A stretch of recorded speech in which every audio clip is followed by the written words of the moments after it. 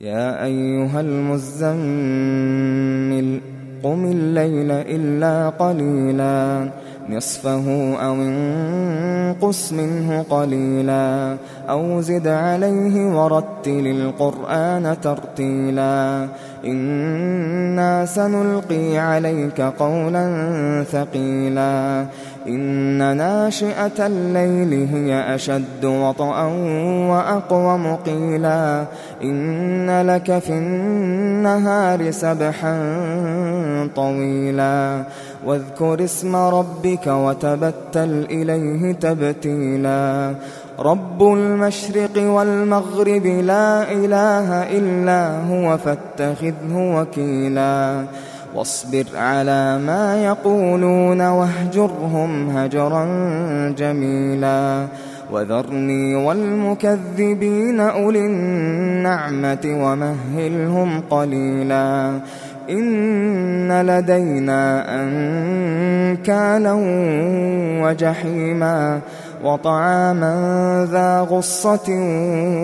وعذابا أليما يوم ترجف الأرض والجبال وكانت الجبال كثيبا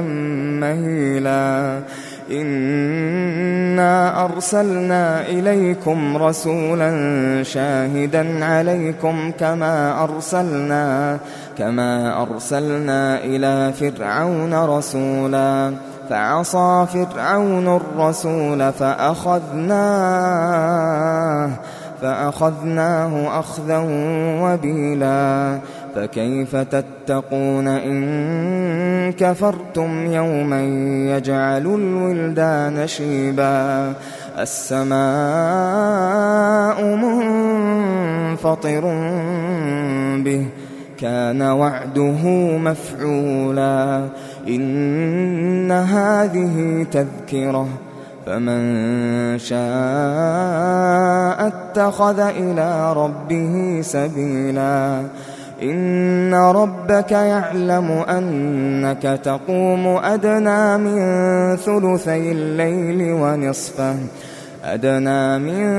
ثلثي الليل ونصفه وثلثه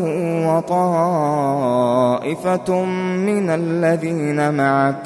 والله يقدر الليل والنهار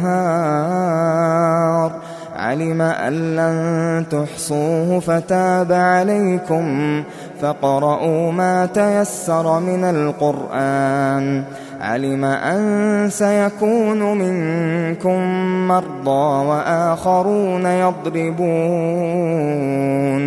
وآخرون يضربون في الأرض يبتغون من فضل الله وآخرون يقاتلون في سبيل الله فاقرؤوا ما تيسر منه وأقيموا الصلاة وآتوا الزكاة وأقرضوا الله قرضا حسنا وما تقدموا لأنفسكم من خير تجدوه عند الله هو خيرا